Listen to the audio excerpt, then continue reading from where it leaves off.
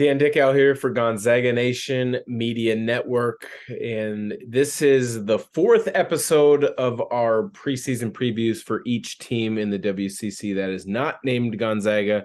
So with this being a Monday, our weekly WCC weekly roundup, it is the fourth edition of a team preview. Today we're going to look at the Cougars of BYU out of Provo, Utah. This is their last year in the WCC before they moved to the Big 12.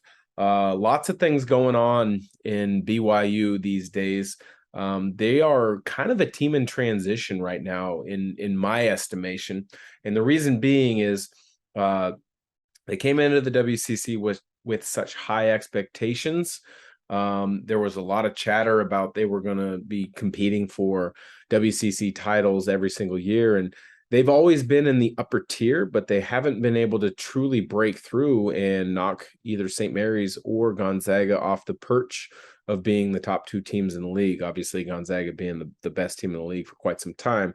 They really haven't even been able to give St. Mary's a bump down to that 3 spot. But that being said, they've been tremendous. They've made the NCAA tournament a number of years.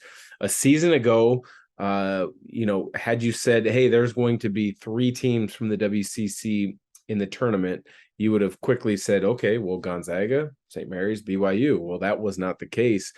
San Francisco made that jump, made the NCAA tournament a season ago. Santa Clara was on the cusp based off of their analytics with quad 1, quad 2 victories, Ken Palm, net rankings, etc. And BYU actually hung tough. They had a great start to their season. Then they had some injuries, kind of, I don't want to say derail their season, but they had some injuries and they had some close losses that really impacted them. But at the end of the year, they were still on the borderline fringe in regards to net rankings and Ken Palm and quad 1, quad 2 wins that the selection committee looks at when they pick the field for the NCAA tournament. They were right there. They just couldn't. I don't think they just didn't have that 1 or 2 signature wins mid to late in the year that would have give them that boost. But they were 24-11 on the season, 9-6 in league. A season ago, they had some really good wins, but those were early. One of them was against San Diego State, who's been a power in the Mountain West for quite some times. They had a dominating win against Oregon, 81-49 early in the year. And I think that's what maybe gave a lot of people some early thoughts that BYU was going to be really good last year, because Oregon ended up being down. They improved as the season went on, but they really were not good that first half of the year. So created a lot of buzz, a lot of excitement that they could be that team, but they were impacted by the last loss of Gavin Baxter on the interior. They didn't get a lot of scoring punch on the interior to help their backcourt, which was really good a year ago, and Alex Barcelo and Tijon Lucas. But they had a 4-game losing streak at the end of February that really kind of solidified that they weren't going to make the tournament. They did play in the postseason. They made it to the NIT, where their season ended against the Cougars of Washington State. So a double Cougar matchup there, ended up going to Washington State. But injuries and consistency were really the 2 big things last year that they struggled with. They're a team that's relied a lot on 3-point shooting. They've played at a fast pace. I don't expect that or see that as changing. But really what BYU is going to have to do this year is figure out how to replace their backcourt. I think they've got some nice pieces on the wing. They've got some nice pieces on the interior, both returning players as well as a couple newcomers. But, Alex Barcelo was as good a guard in the WCC over the last few years that you had to prepare for. I mean, a season ago, he averaged 17 points, 3 assists. But that doesn't really kind of paint the full picture, because so much responsibility was put on his shoulders. Wasn't a true point guard. Tijon Lucas played more of that role a season ago, but they asked him to bring the ball and initiate offense a lot.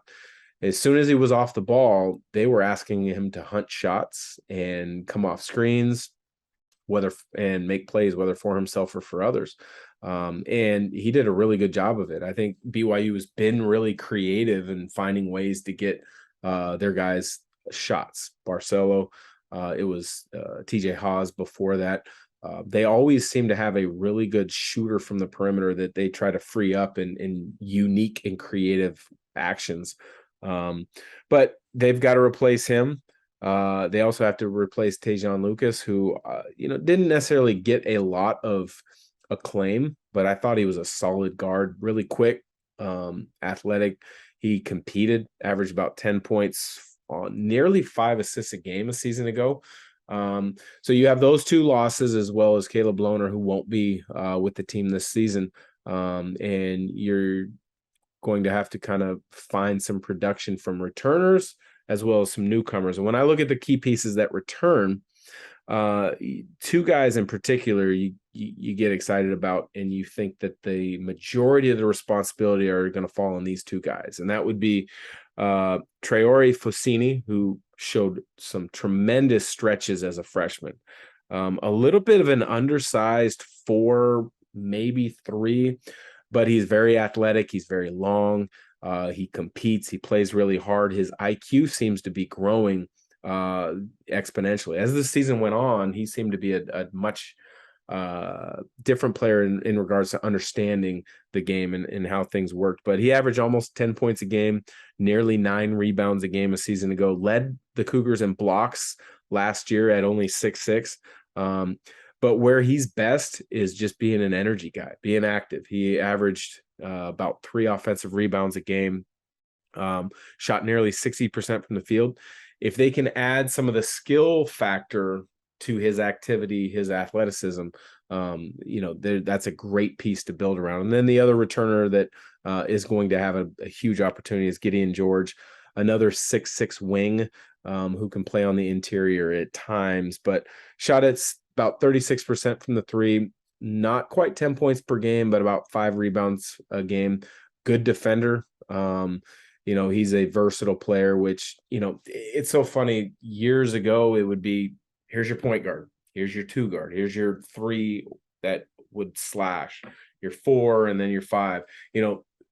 Players now, they're valued on their versatility, the ability to do different things. And I think that's where BYU, has a chance to have a nice little 1-2 punch with Fosini and George. Is they're both pretty versatile. And if they've improved their skill set and their game over the last 9 months since the season has ended, they got something to build upon there. So the other returning piece, who had 18 starts a season ago, Trevin Nell, 6'5", perimeter player, can handle a little bit, but more of a 2 guard, looking to come off screens and find open areas and knock down shots, competes, defends, understands the system.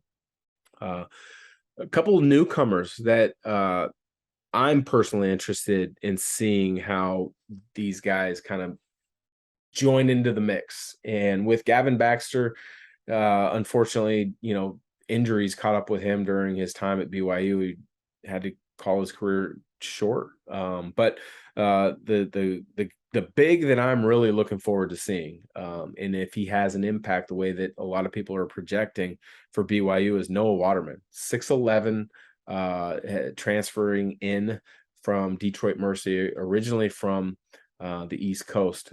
He's got a chance to be that interior presence that BYU really didn't have last year. Typically, when you look at other BYU teams, they've had a couple really physical 6'10", 6'11" guys that could bang. Maybe weren't the greatest scorers, but they were screeners and rebounders, screeners and spacers.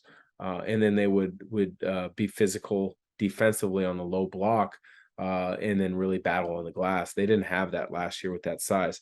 Another interesting player will be Jackson Robinson. Started his career at Texas A&M, played at Arkansas a season ago. Had a couple starts there, but fell out of the rotation. And with the amount of talent that Arkansas brought in, he felt he needed a new place. But could be a huge addition for BYU there. And then a perimeter backcourt addition for the Cougars is Rudy Williams, 6'2", big time scorer from another Division I school, Coastal Carolina. Averaged about 15 a game, but shot it at nearly 46% from the 3-point line. Played 2 years junior college basketball, played a year at Kansas State, and then with the COVID year, after his 1 year at Coastal Carolina, he's got an extra year. So I would imagine he would kind of slide into that Alex Barcelo role because of how he shoots it.